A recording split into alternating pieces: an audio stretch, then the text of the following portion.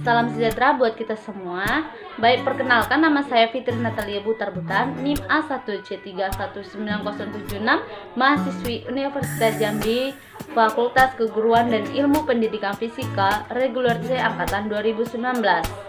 Di sini saya akan menjelaskan materi yang berjudul Momentum dan Impuls, yang dimana bermata kuliah mekanika. Nah, pernahkah kalian menyaksikan tabrakan antara dua kendaraan di jalan raya? Kira-kira apa yang terjadi ketika kedua kendaraan bertabrakan? Jika ditinjau dari ilmu fisika, fatal atau tidaknya suatu tabrakan antara kedua kendaraan ditentukan oleh momentum kendaraan tersebut. Untuk lebih memahami mengenai ini, mari kita pelajari materi momentum dan impuls. Nah, yang pertama saya menjelaskan yaitu momentum. Perhatikan kedua gambar di atas. Jika kedua kendaraan tersebut bergerak dengan kecepatan yang sama, menurut kamu dari kedua kendaraan tersebut manakah yang lebih sukar untuk dihentikan? Lalu, jika terdapat kedua kendaraan dengan massa yang sama bergerak dengan kecepatan yang berbeda, manakah yang lebih sukar untuk dihentikan? Kendaraan dengan kecepatan yang rendah atau kecepatan tinggi? Pertanyaan-pertanyaan ini merupakan konsep dari momentum. Nah, sesuai dengan hukum Newton pertama yang sudah dijelaskan di awal, benda yang sedang bergerak akan terus cenderung bergerak sehingga sukar untuk dihentikan. Momentum adalah ukuran kesukaran untuk menghentikan suatu benda yang bergerak. Dalam ilmu fisika, momentum didefinisikan sebagai besaran yang dimiliki oleh benda yang bergerak. Besarnya momentum akan bergantung kepada massa dan kecepatan dari benda tersebut, yang dimana dapat dirumuskan pada P sama dengan M dikali V. P ini adalah momentum dan kesatuannya adalah kg kali M per sekon. Dan pada M ini massa, satuannya adalah kg. Dan pada V kecepatan, yang mana satuannya M per sekon. Berdasarkan rumus tersebut, maka bisa diketahui bahwa momentum sebanding dengan kecepatan bendanya. Dengan demikian, arah momentum sama dengan arah kecepatannya. Selain ini, semakin besar kecepatan suatu benda, akan semakin besar momentumnya. Momentum akan berubah seiring dengan perubahan massa dan kecepatan. Semakin cepat pergerakan suatu materi atau benda, akan semakin besar juga momentumnya. Momentum akan berubah seiring dengan perubahan massa dan kecepatan. Semakin cepat pergerakan suatu materi atau benda, akan semakin besar juga momentumnya. Semakin besar momentum, maka semakin besar kekuatan yang dimiliki oleh suatu benda. Jika materi dalam keadaan diam, maka momentumnya sama dengan 0. Sebaliknya, semakin cepat pergerakannya, semakin besar juga momentumnya. Nah, hukum kekalahan momentum menyatakan bahwa momentum total dua buah benda sebelum dan setelah bertumbukan adalah sama. Hukum kekekalan momentum adalah salah satu hukum dasar yang ada di ilmu fisika. Dan hukum ini menyatakan bahwa nilai momentum total ketika benda bertumbukan adalah konstan atau tidak berubah. Dalam proses atau fenomena alam momentum, maka akan timbul juga yang disebutkan dengan kekekalan momentum. Kekekalan momentum menyatakan bahwa jika gaya luar yang bekerja pada sistem bernilai 0, oleh sebab itu momentum linear sistem tersebut akan tetap konstan. Sebuah tumbukan kita juga banyak sekali jenisnya, mari kita bahas satu-satu. Nah, jenis tumbukan. Jenis tumbukan di sini kita pilih berdasarkan nilai koefisien restitusinya. Koefisien restitusinya secara sederhana dapat dikatakan sebagai nilai redaman suatu benda atas kejadian tumbukan yang terjadi. Nah, berikut ini merupakan jenis tumbukan yang ada antara lain. Yang pertama adalah tumbukan lenting sempurna. Nah, tumbukan ini merupakan tumbukan yang menghasilkan kecepatan awal benda akan sama dengan kecepatan akhir benda. tumbukan ini dapat diterapkan beberapa pernyataan, yaitu yang pertama, berlaku hukum kekalahan momentum, yang kedua berlaku hukum kekalahan energi kinetik, dan yang ketiga adalah nilai koefisien restitusi atau E sama dengan 0. Nah, yang kedua itu tumbukan nilai lenting sama sekali.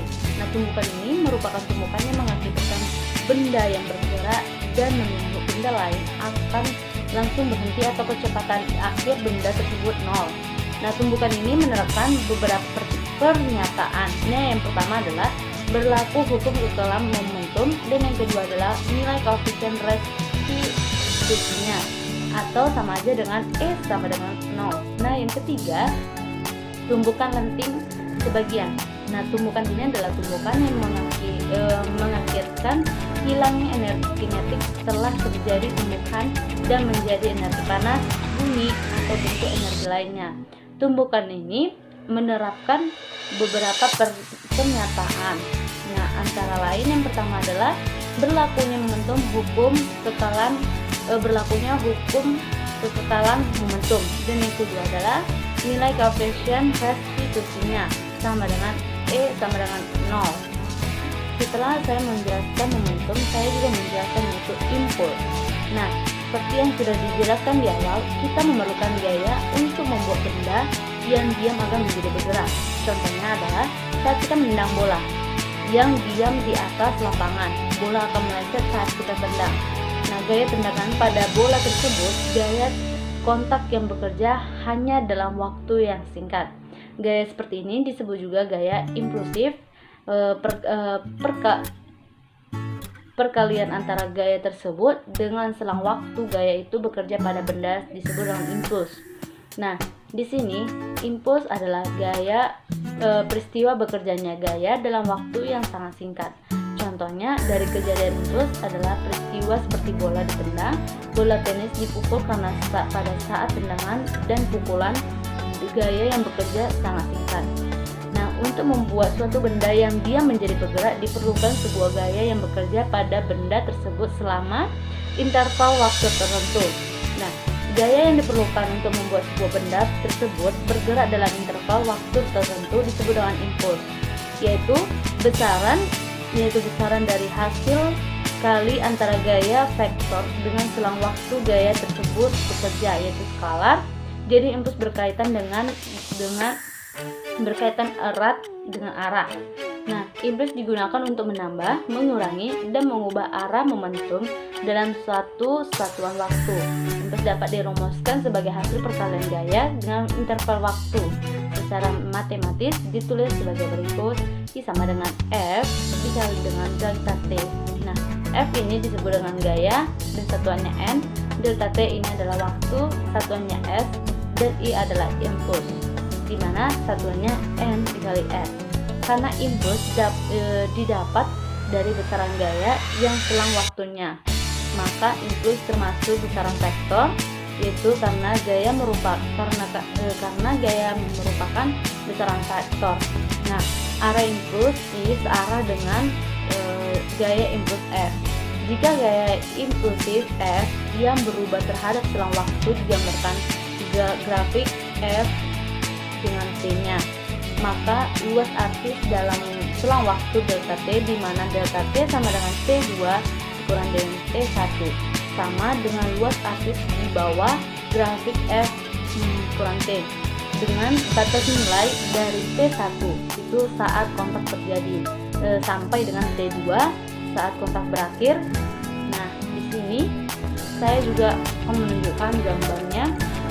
Nah, pada di sini adalah impuls sama dengan luas di bawah grafik F kurang T. Nah, jika waktu terjadi tumbukan atau impuls semakin lama, maka gaya yang bekerja pada benda akan semakin kecil. Selanjutnya, yaitu hubungan impuls dengan momentum. Nah, salah satu hukum Newton menyatakan bahwa gaya yang bekerja pada sebuah benda sama dengan perkalian massa dan kecepatannya. Dengan adanya pernyataan tersebut, maka akan diperoleh rumus seperti F sama dengan M dikali A.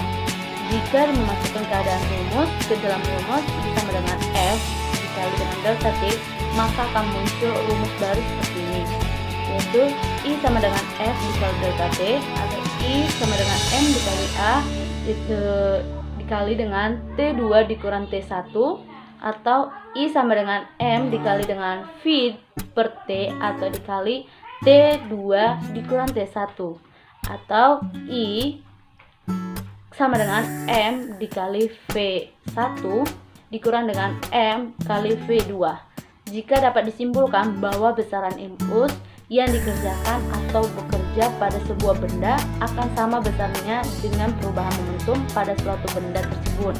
Nah, jika tidak ada gaya luar yang mempengaruhi benda, maka jumlah momentum akan tetap sama karena momentum awal dan jumlah momentum akhir akan sama. Impuls pada umumnya digunakan dalam peristiwa apabila gaya yang bekerja besar dan dalam waktu yang sangat singkat. Berdasarkan hukum Newton kedua, dapat dirumuskan V sama dengan M dikali A, karena pada A sama dengan delta V per delta T sama dengan V2 dikurang dengan V1 per delta T. Maka F sama dengan M dikali dengan delta V per delta T. F dikali delta T sama dengan M dikali delta V sama dengan M V2 dikurang M V1, atau I sama dengan delta P sama dengan P2 dikurang P1. Dari persamaan kedua dapat dikatakan bahwa impuls yang dikerjakan pada suatu benda sama dengan perubahan momentumnya. Nah, perjumlahan momentum mengikuti aturan perjumlahan vektor yang dirumuskan sama dengan P sama dengan P1 ditambah P2. Jika dua vektor momentum P1 dan P2 membentuk sudut pada gambar di samping, maka P sama dengan P1 kuadrat ditambah P2 kuadrat ditambah 2P1 kali P2 cos theta. Akan juga menjelaskan yaitu penerapan konsep dalam kehidupan sehari-hari. Yang pertama adalah pistol. Nah, pada sebuah pistol yang akan ditembakkan, sebelum peluru ditembakkan dari pistol, peluru dan pistol berada dalam keadaan diam. Nah, pada saat peluru ditembakkan ke arah kanan, peluru dan pistolnya bergerak dengan kecepatan tertentu. Nah, pistol akan bertolak berlawanan arah dengan arah gerak peluru, yaitu ke arah kiri. Nah, percepatan yang diterima oleh pistol ini berasal dari gaya reaksi peluru pada pistol pada hukum Newton yang ketiga. Nah, yang kedua ada matras. Nah, matras sering dipakai ketika olahraga atau biasanya dipakai para pejudo. Matras ini dimanfaatkan untuk memperpanjang selang waktu bekerjanya gaya impuls sehingga tubuh atlet tidak merasakan sakit ketika dibanting. Nah, bayangkan ketika dirimu dibanting atau berbenturan dengan lantai. Ini sebabnya karena waktu kontak antara tubuh dengan lantai sangat singkat. Tapi ketika tubuh dibanting di atas matras, maka waktu kontaknya lebih lama. Dengan demikian gaya impuls yang bekerja juga menjadi lebih kecil. Nah, yang ketiga yaitu sarung tinju atau sarung tinju. Sarung tinju ini dibuat empuk dengan tujuan agar waktu kontak terjadi lebih lama, sehingga gaya yang dirasakan kecil. Oleh sebab itu, sarung tinju dapat meminimalisir rasa sakit yang dirasakan oleh orang yang terkena hantaman tinju. Jika tanpa sarung tinju, maka akan terasa sakit yang lebih dibandingkan jika dipukul dengan menggunakan sarung tinju. Baik, di sini saya juga akan menjelaskan contoh soal. Nah, contoh soal yang pertama adalah sebuah benda bermassa 120 gram dilemparkan secara horizontal ke tembok dengan kecepatan 30 meter per sekon dan memantul kembali. Jika bola tersebut dipantulkan dengan laju yang sama besar, maka besar impuls bola yang terjadi adalah, nah, di sini kita ketahui pada M sama dengan 120 gram atau sama dengan 0,12 kg. Nah, pada V1 itu sama dengan 30 meter per sekon dan pada V2 min 30 meter per sekon. Jadi impulsnya adalah I sama dengan delta P. atau I sama dengan M dikali delta V sama dengan M dikali dengan V2 dikurang dengan V1. I sama dengan 0,12, kita masukkan pada V2 dikurang dengan V1 nya adalah min 30 dikurang dengan 30 sama dengan 0,12, hasilnya min 60, maka hasilnya semuanya adalah min 7,2 ns. Nah, tanda minus di sini menunjukkan arah, jadi arah yang berbeda dengan arah lawak awalnya karena bolanya memang memantul. Nah, contoh yang kedua yaitu sebuah motor dengan pengendaranya bermassa 200 kg melaju dengan kecepatan 40 km per jam dengan percepatan 2 meter per sekon. Nah, perubahan momentum motor tersebut setelah bergerak selama 5 detik adalah, nah di sini kita ketahui pada M sama dengan 200 kg, pada V1 sama dengan 40 km per jam atau sama dengan 11,11 meter per sekon, dan A sama dengan 2 meter per sekon, dan pada T 5 sekon. Nah, di sini kita langsung pada rumusnya yaitu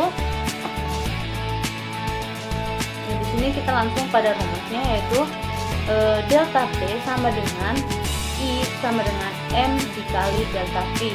Delta T sama dengan M dikali dengan V2 dikurang V1, dimana delta T sama dengan 200 buka kurung 21,11 dikurang 11,11 sama dengan delta P 2000 kg kali meter per sekon sama dengan 2 kNF. Nah, untuk perhitungan cepat kita tidak perlu mencari tapi dapat langsung mencari perubahan momentum dengan delta P. Baik, dari materi momentum dan impuls yang saya bingungkan adalah pada materi ini hanya sedikit yang saya pahami dan selebihnya saya tidak paham. Nah, pada materi ini sampai di sini saya jelaskan. Sekian dan terima kasih. Semoga bermanfaat.